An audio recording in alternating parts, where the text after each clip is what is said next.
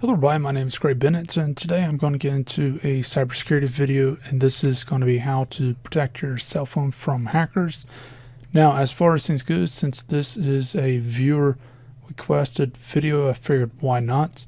Hint, if you want me to cover a particular topic, the best way is just to let me know.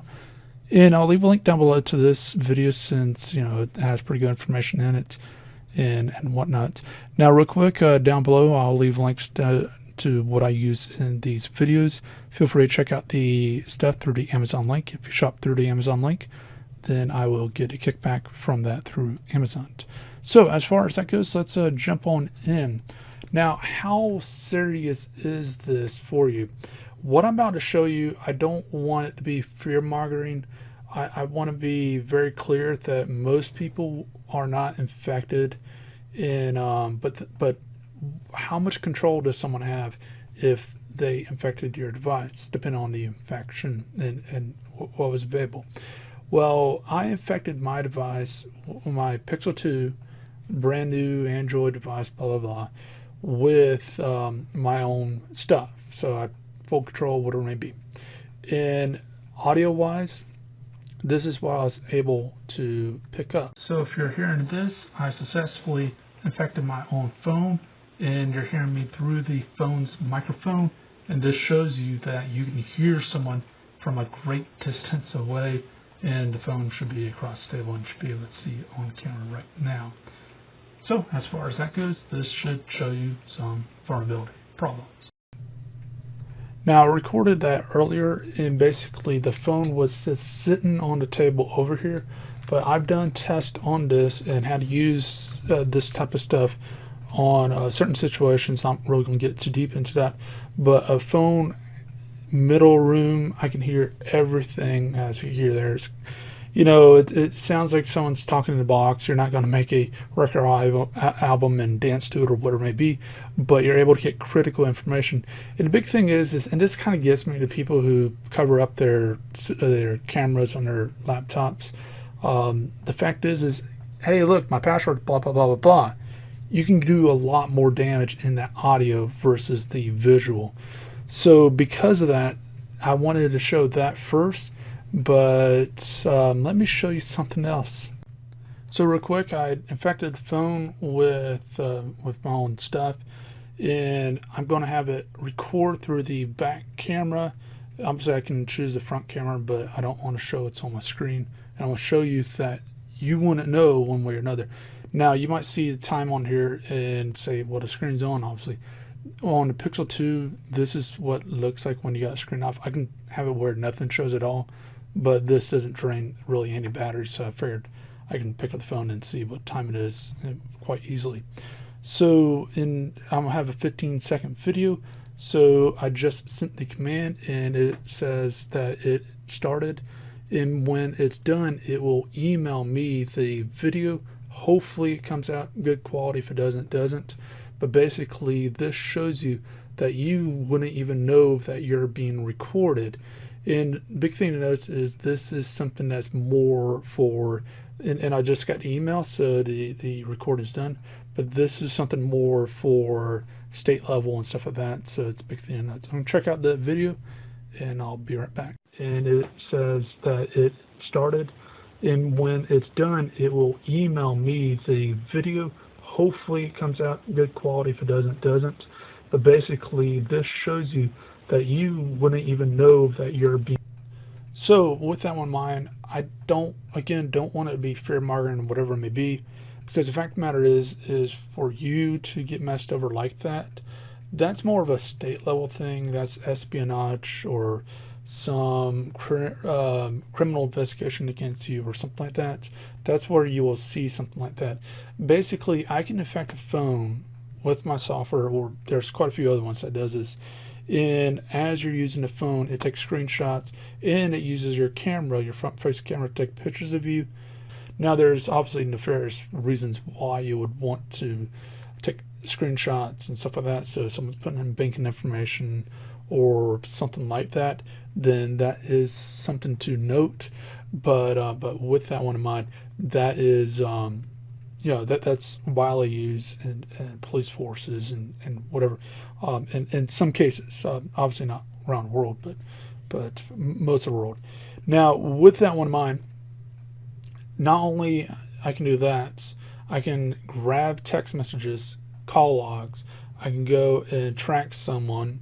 I can even say how often to check where the person is so it doesn't drain the person's battery and get them suspicious. I can see what their battery level is so I can turn off the stuff, and then whenever their battery starts charging, I can start using it so I don't, screw myself that way. I can go and have it where it restarts the phone. If the phone is not encrypted, I can install software on it. I can, if the phone is not encrypted, like if the phone's encrypted, I could still try to mirror it, but it's going to mirror the encryption, the encrypted files. So it's going to be junk to me, unless if I break the encryption, which ain't going to happen. But I can mirror the phone, so if it's unencrypted and whatever, I can do that. So if you're there playing a game, watching a video, whatever, for hour, 2 hour, 3 hours, depending on how much data is on your phone, maybe 40 minutes or maybe 30 minutes, depending on how much data on the phone, I can just mirror all that over. And because while you're playing with it, it's not going to be encrypted, so it's all decrypted information and whatever. So I can put a thing on there saying if the person is using the phone, and if put a timer on there, if the screen is on and the screen is on longer than X amount of seconds or minutes. So obviously the person's doing something. I can do a screenshot, say, oh, they're watching movies or whatever on their phone. So it's going to be a little while. So we got a while to go and grab all the crap and put it somewhere else. Mirror the stuff and do that. There's a bunch of stuff like that you can do, and you won't even know it's happening. That's the scary thing, is you won't even know it's happening. But again, it takes so much as far as resources to do that. To just put it on a phone, that takes so much. You have to have someone physically go up and put it on the phone in many cases, or you got to trick someone to installing something very particular. I mean, it's very difficult to do that. So it would be a very specific case. You can do it on refurbished phones and stuff, because most people don't check that. But it's the person that formats the phone, then, which I advise people to do if you buy refurbished phones, format the phone before you even start using it. Even if the phone looks like it has nothing on it, go ahead and format. No harm in doing that.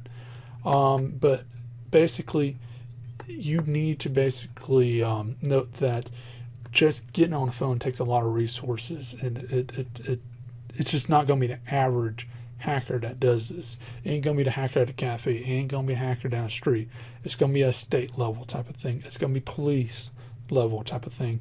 It's going to be military level type of thing. It's going to be espionage. Those are the levels that you're going to see it, because they got the time, they got a resource, they got the money and the manpower to do it. But even then, they're not going to be doing it all that often, because again, it takes a bit. So you can only do so much. You can't just hit a wide brush on it. And if they wanted to, there's a device that's called a Stingray. And what a Stingray does is, and this is more for phone calls, is it you can make a Stingray, believe it or not. It's illegal to do that, by the way, but you can make it. It's not that hard. But basically what happens is it tricks all the phones in the local area to connect to it, and the Stingray connects to the cell phone tower. So what happens is it plays a man-in-the-middle attack, grabs all the phone calls and whatever, listens to all the phone calls, listens to all the text messages, and depending on the Stingray, you can even intercept and like if the person's doing text message, you can stop the text message from going through, type your own text message and send that out. So if there's supposed to be like a time and place and meeting and all the other stuff, so person A says, oh, let's trade guns here, and person B says, well, I need to buy it, so where are we going to meet up? And the person A, they send the location, and then you intercept that, stop the message from going across, and type out some other location.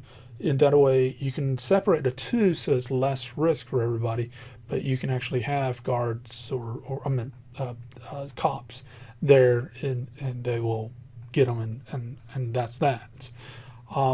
That's a big thing. Cartel actually down there in Mexico, they don't even use phones for most of their communication. They use old phones. No, they don't use smartphones, and they use mostly walkie-talkies or some other type of old radio technology. Yes, you can intercept that, but you're depending on what's going on, they might speak in code. But for the most part, that's that's going to be difficult to figure out. It's going to take a long time to figure out, and in this case, you got a problem. So it's very important to note that that you can do all that stuff, but it's more like, say for example, the United States was going after a cartel, they'll use something like that. If the local cartel was using that, which they wouldn't be, if they were going after some murderer, or if they're going after some terrorist, or they're going after something else, then I probably got demonetized from saying that, all that stuff. But then they would use that. They wouldn't just go after Joe Blow and say, let's listen to Joe Blow fart while it's on the toilet. It's stupid. It's too much manpower, and that's going to lead to too many problems. So that's something to note. Now you might be asking, all right, so how do I know if I'm affected? One of the best tools, and I really hope this company sponsors me one day, maybe, hopefully. And by the way, they have tools that you can put on your computer or Mac. Highly advise it. It's I got reviews on it. It's very good tools. But and I think this one's for free, by the way. And I don't know if it's on Apple, but I'll take a look and see if I'll leave a link down below. And what this does is this will give you a chart on your data usage, says what's being used, and like what specifically is used and how much, and all the other stuff. So you can take a look at all that, and this will give you a hint on what's going on. This is meant more for if you got a data cap, which most people on phones do, then it will try to help you figure out, oh, do you watch too many movies, or is it legitimate stuff and you really just need to bump up your data plan or something like that. That's what this is really meant for, but you can use it for security reasons, as I mentioned. Again, this is an active approach, so to be honest, you kind of have to be on it. Otherwise, you're going to miss it fairly easily. So yeah, that's just something to note into itself. Now, with that one in mind, again, with encryption and whatnot, I'll leave a link down below to this, and also to the iPhone and iPad stuff. If your stuff doesn't work with this, search your phone make and model, and put how to encrypt, or maybe your Android version or iOS version, and how to encrypt, and maybe that'll help you out. Even if you have an iPhone, I highly suggest you reading over to this, because there's a lot of good material in here. But as it says here, device encryption is not a one-stop shop. Again, I can do the even with encryption, I can do the video, I can do the audio, I can do plenty of other things, even though I can't mirror the information or any of that other stuff. So this is a big thing to note. Now, as far as things goes, how does encryption work? To be simple, basically the data, it gets encrypted, and then whenever you lock your phone, and then what happens is whenever you unlock your phone, it gets decrypted, and then during that time, if someone grabs the data, it's the decrypted version. So keep that in mind, as I mentioned before. But when you lock your phone again, then it's encrypted, and all that happens. Big thing to note is this can hurt your performance, your battery, and stuff like that. I don't even have it on my phone, because there's a lot of downsides of doing this. But if you're in somewhere like Egypt, Iran, or something like that, it might be worthwhile. Russia, Iran, whatever, because of the governments. I'm not saying that they're they're currently collecting information, but it wouldn't shock me. And there's been reports as like Iran, the most recent one was Iran was sending spyware to iPhone users, and that's a big thing. Egypt constantly does stupid crap like that. Russia does that once in a while. Not so much to iPhone users, but just to whatever. So in China, when aren't they doing it to everybody? So yeah. So that's a big thing to note. This is a simple way to make sure that your information is secure, at least when your phone is off, or at least the screen is often locked. So note that. Now, another thing that you should know is there is antivirus solutions. I don't really think any of these do any significant thing one way or another. But if you got the space on your phone and you don't care, like if it's on your phone one way or not, then might as well. I got Avast. I don't ever buy any of these. The fact of the matter is again, I don't think they will really matter at the end of the day, but they may catch something, so why not? But again, don't ever buy anything because there's too many free stuff out there to help you out.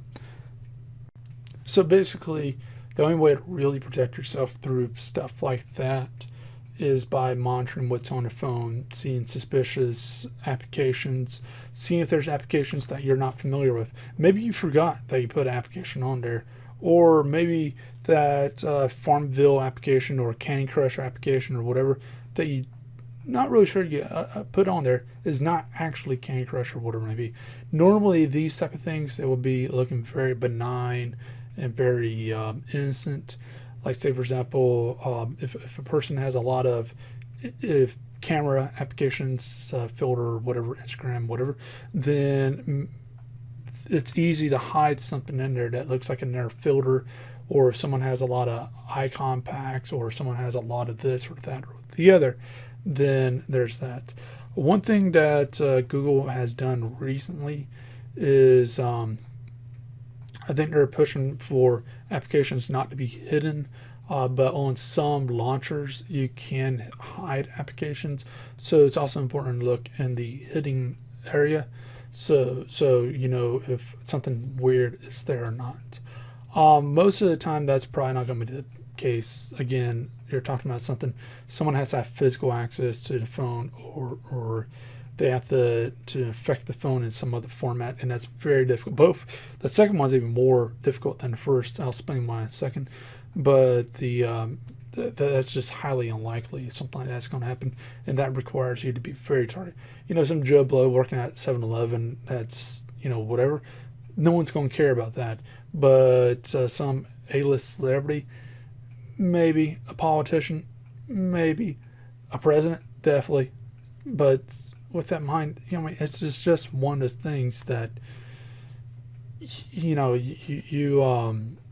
just need to keep in mind what's on your phone and all the other stuff that's involved with it, and how important are you, and